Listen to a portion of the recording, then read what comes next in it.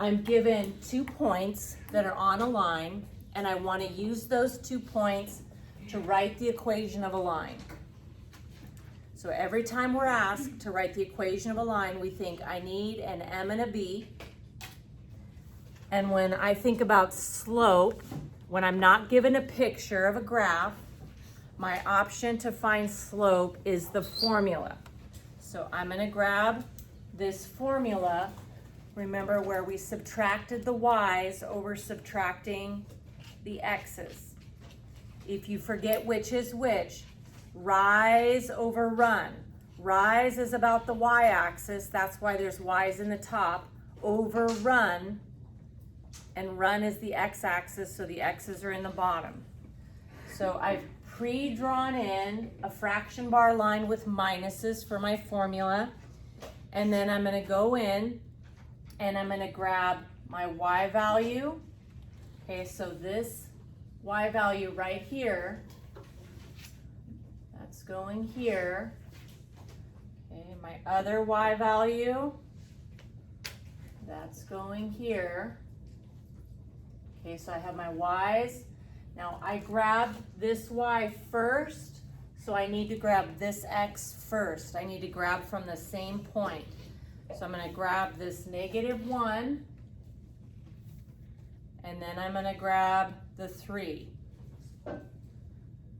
Oops. Sorry.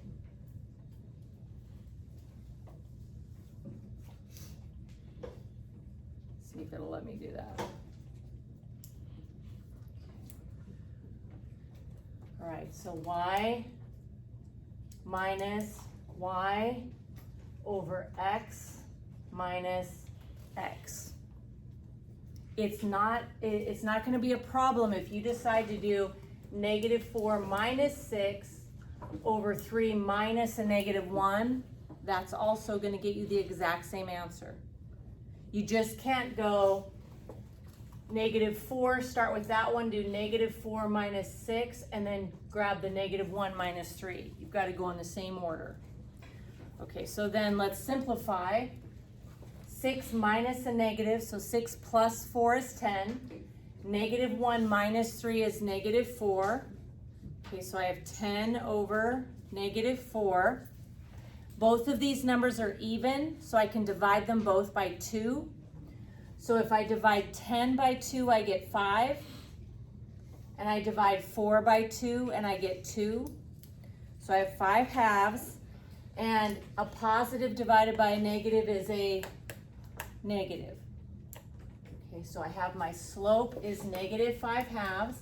The last thing I need to do is find the b value. I don't have it written anywhere here this time, but remember our slope-intercept form. Oh, actually I do right here, silly schmobo.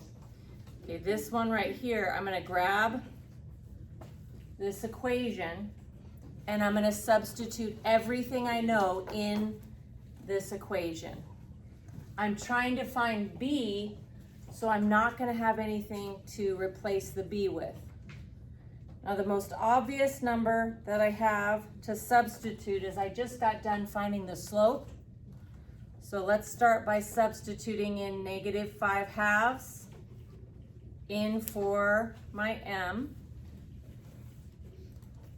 And now I need to put in an x and a y. We have two options. Here's an x and a y, and here's an x and a y. It doesn't matter which point you decide to use. If one person uses 3 for the x and -4 for the y, and a different student uses -1 for the x and 6 for the y, they're going to get the same answer. So for no particular reason, I'm just going to grab this first point and use that one. So let me grab the number 3, and I'm going to put that in for x, and I'm going to grab the -4, and I'm going to put that there for y. When you multiply, and you can use your calculator if you want to, but remember when you multiply fractions, you multiply straight across, and that 3 is over 1.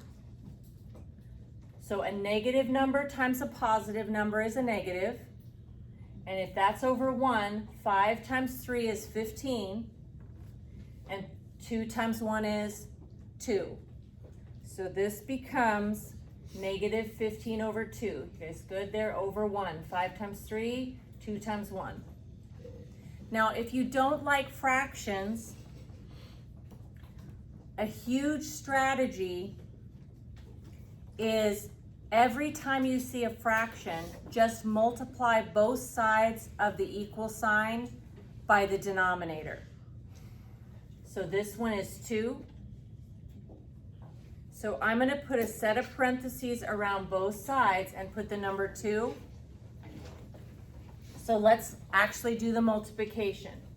2 times negative 4, that's negative 8. Let's bring down the equal sign. Okay, now this is why it's really not that hard, because multiplying by a fraction is dividing by the bottom and multiplying by the top. So this number 2, I'm multiplying that through. So what do I do with that 2? It needs to be divided by 2 and multiplied by 15. So 2 divided by 2 is 1. And then 1 times 15, 15. So when I multiply 2 times this fraction, I get 15.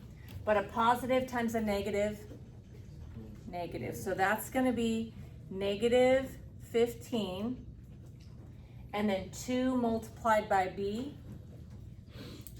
2b. Nice job. Okay, so now let's just get the b by itself. We have a 2 next to the b, which is multiplication, and a minus 15 there.